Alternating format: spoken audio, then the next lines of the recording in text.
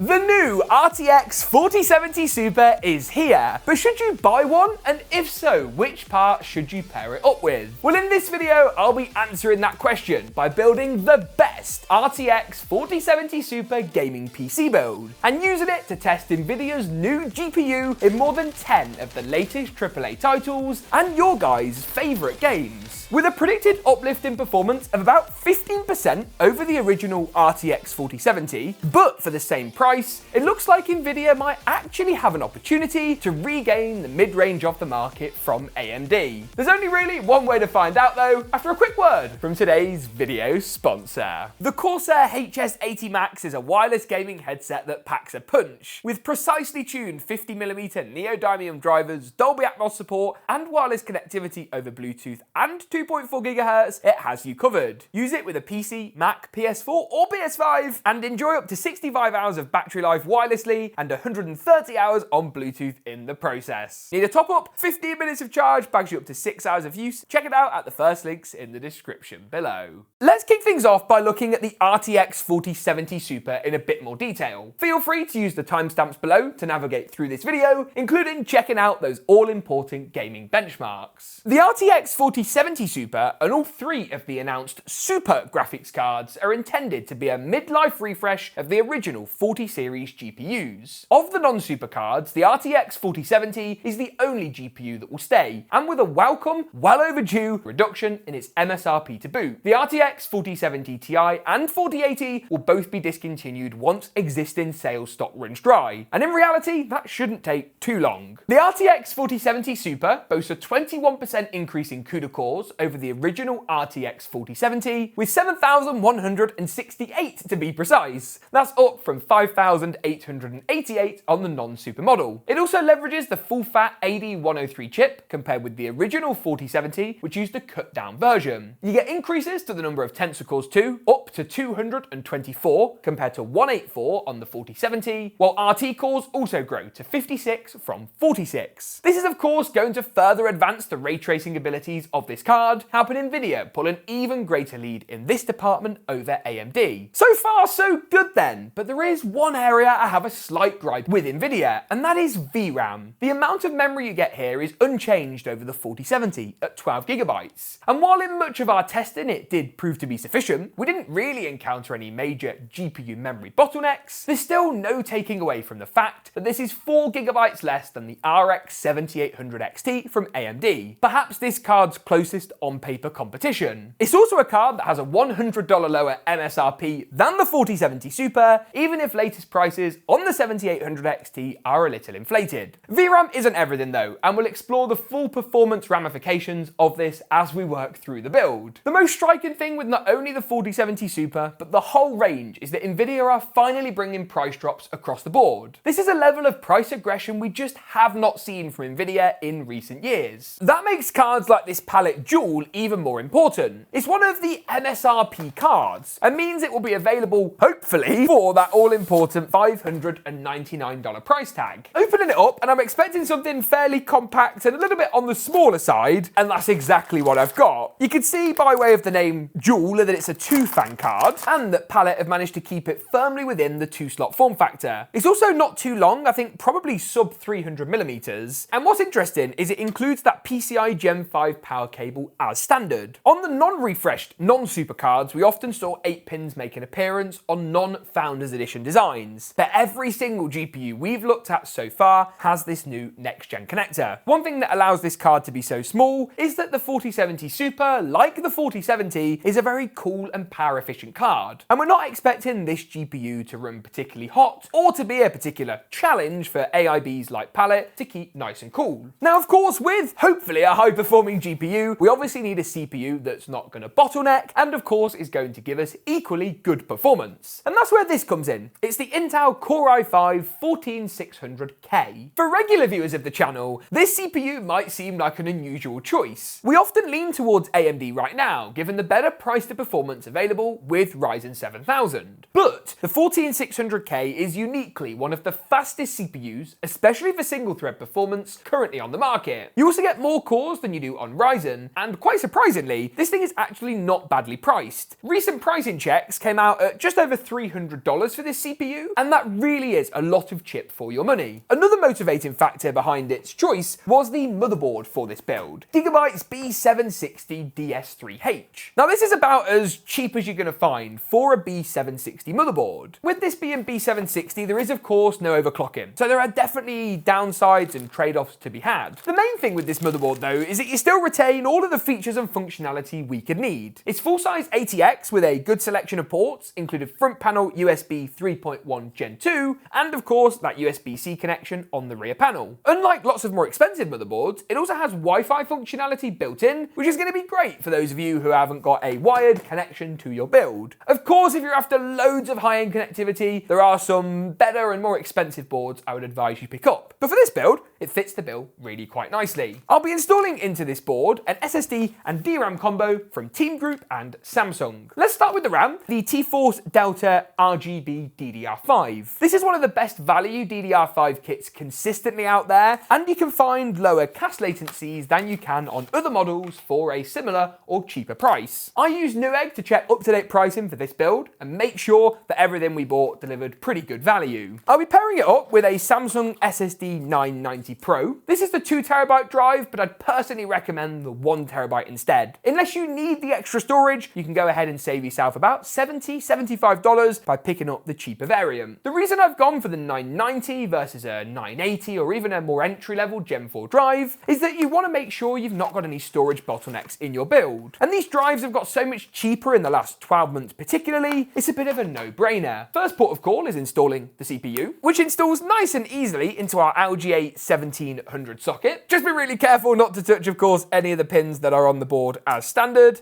Pop the socket cover down and add the arm into place. Don't chuck this black plastic away, you might need it one day in the future. The RAM is a similar installation, second and fourth DIMMs on this board, and just make sure to pull back the clips on both sides. RAM just aligns nice and easily, a little something like so. Bit of pressure and is going to click into place without too much bother. The next step is to pop the NVMe SSD in. I'll be using the top slot here under the included heat shield or heatsink. The drive just slots into place without too much bother, and our heatsink on top to actually stop it from going anywhere. For this stage, you'll need a much smaller screwdriver than the Phillips head everyone often tells you about that you need to build a gaming PC. We call it here on the channel a teeny tiny screwdriver, but any small crosshead will do. The next step is to install the CPU cooler, and at first glance you might think I've gone just a little bit overkill really here, but there is one inherent disadvantage to Intel's 14th gen architecture over Ryzen 7000: temperatures. Now, while Intel 14th gen is by no means some sort of rocket, they are some of the hottest consumer desktop CPUs we've seen in a long time, and that's where something like the Corsair A115 comes in. This is actually Corsair's most recent air cooler. It's in fact one of their only air coolers that they've ever released, and it's intended to be a pretty beefy dual tower design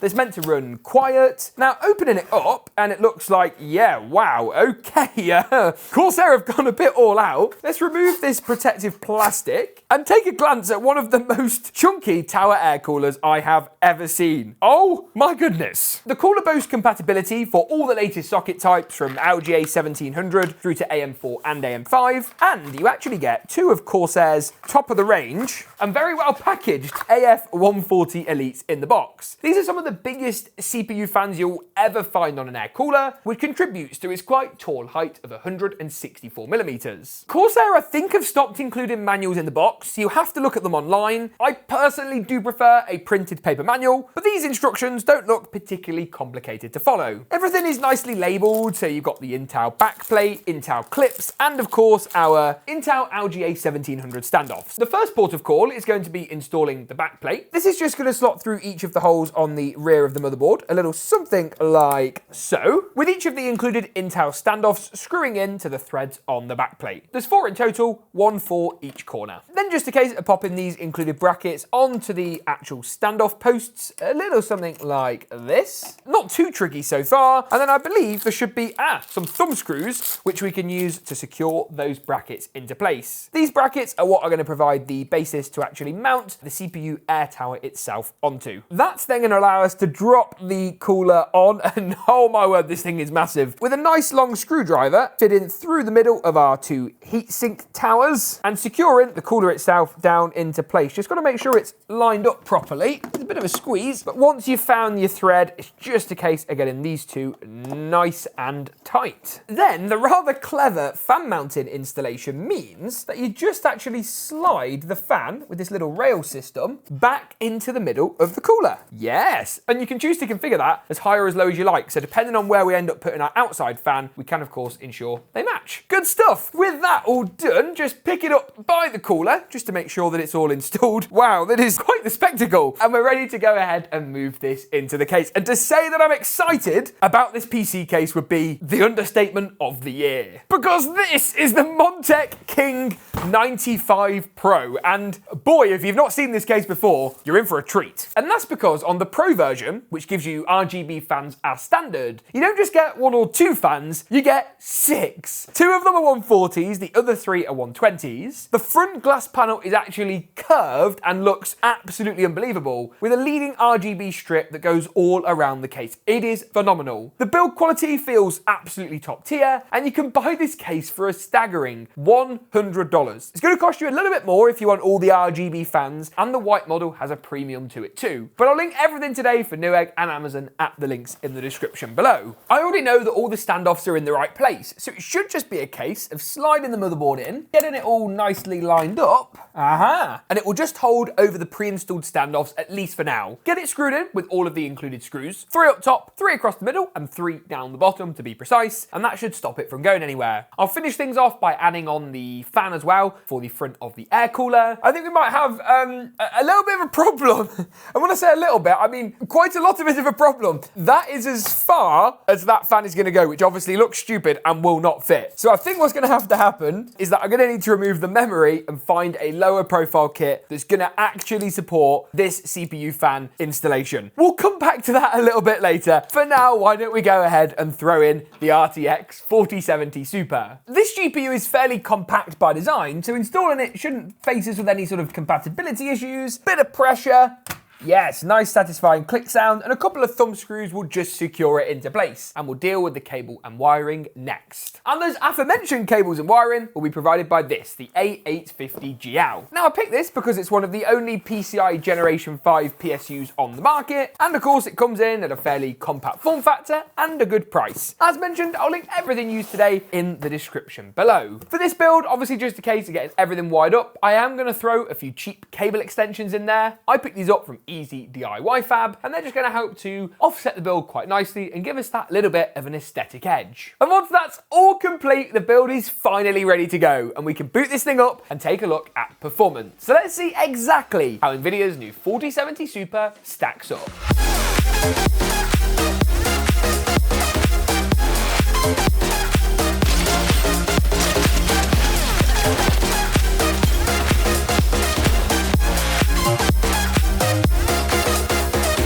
The first test we ran was Starfield. We tested this at 1440p high settings. Here the RTX 4070 Super achieved an average frame rate of 88 frames per second. This is a pretty good result, especially when you pop it into a graph and compare it like for like against other cards. It beats out the RX 7800 XT, perhaps this card's closest rival, though a GPU you can find for between $70 and $100 less than the 4070 Super. It even beats out the RTX 4070 Ti, a more expensive GPU from the original 40 series lineup, and does a very conclusive job indeed of improving upon the original RTX 4070. Move through into Hogwarts Legacy, and again you see a similar pattern of results with the 4070 Super. Here we saw an average at 1440p high settings of 104 frames per second. This was marginally higher than the RX 7800 XT, not by a huge margin, but certainly enough to show it's a better class of card, and once again it beat out the 4070 Ti and the original 4070. We're consistently seeing seeing improvements on the original 4070 of between 15 and 20%. In Fortnite at 1080p competitive settings, this is where everything's tuned down to low, you're obviously seeing more of a CPU bottleneck on all of our results. Even still though, the 4070 Super beat out the 7800 XT, 4070 and 4070 Ti with a pretty impressive 303 FPS on average. F1 2022 is next. We use this instead of 23 as we have a wider set of results from which we can compare, and here we saw a similar story whereby the 7800 XT actually outpaced the 4070 Super slightly. 241 FPS did outpace the rest of the field though, including the 4070 and 4070 Ti. Moving through into Call of Duty's Modern Warfare 2 at 1440p high settings, and the 4070 Super once again considerably outpaces the 4070 and even the 4070 Ti, while also providing a little bit more performance than AMD's RX 7800 XT. Apex Legends is another good example of this. Here at 1440p high, the 4070 Super pulled in 235 FPS on average. That's more than the 7800 XT, 4070 Ti and 4070, while our test of Warzone was one area whereby the 4070 Super pulled a more significant lead over its AMD rival. Here the card achieved at 1440p high settings with DLSS set to quality 157 FPS on average. That's around a 14 FPS improvement over the 7800 XT and an even bigger improvement over the RTX 4070. The next test we conducted was in Cyberpunk. Here at 1440p high settings, we looked at a variety of different settings, and there is admittedly quite a lot here to unpack.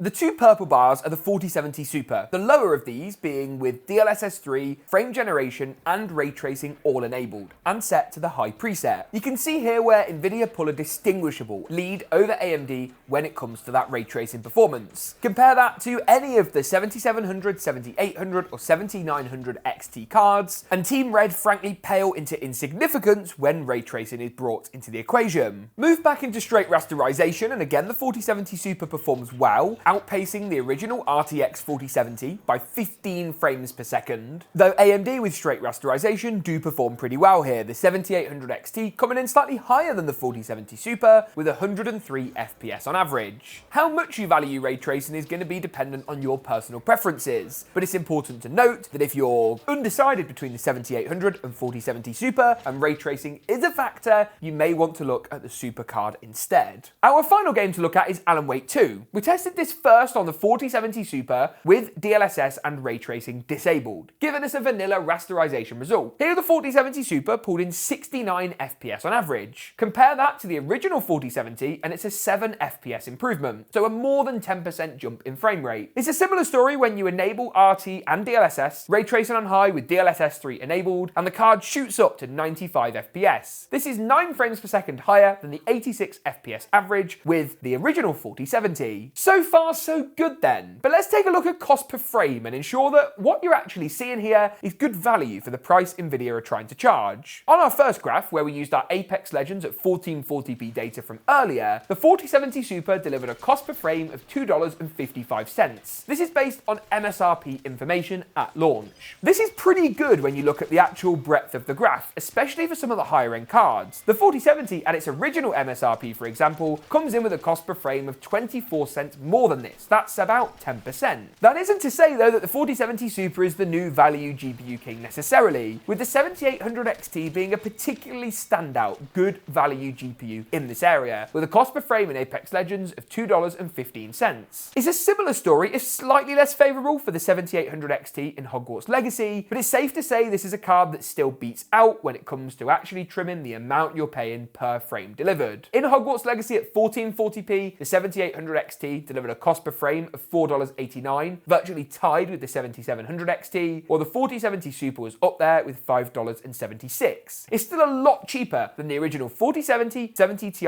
and 80 on a cost per frame basis, and it's clear Nvidia are getting more competitive. But there is one negative I need to touch upon in our testing of the 4070 Super, and that is VRAM. With 12 gigabytes of video memory, you get no extra VRAM over the original RTX 4070 non-Super model. Now when you compare this to the AMD RX 7800 XT, a GPU that has slightly lower rasterization performance, but has 16 gigs of VRAM, it doesn't really look that acceptable. In games like Apex Legends, it's fine, you're only using 6 or 7 gigs of video memory, as indicated by the number in the top left of your screen. And even games like Starfield and Hogwarts Legacy used only 7.5 and 8.5 gigabytes of VRAM respectively. Plenty of headroom then, up to that 12 gig mark for future more demanding games. But those games are here now. Alan Wake 2, 11.5 gigabytes of video memory in our testing, meant there was only 400 or 500 meg of headway above what the game wanted to use. And what that means is that as newer games come out, the 4070 Super certainly delivers less future-proofing than cards like the 7800 XT. You might actually have a situation in years to come where the 7800 XT, despite being a slightly slower GPU by raw horsepower, actually delivers more FPS as that 16 gigabyte frame buffer becomes less of a bottleneck. Do I think Nvidia have delivered more value with the 4070 Super? Absolutely. Do I think they've done enough to nullify completely the threat of the 7800 XT? Certainly not.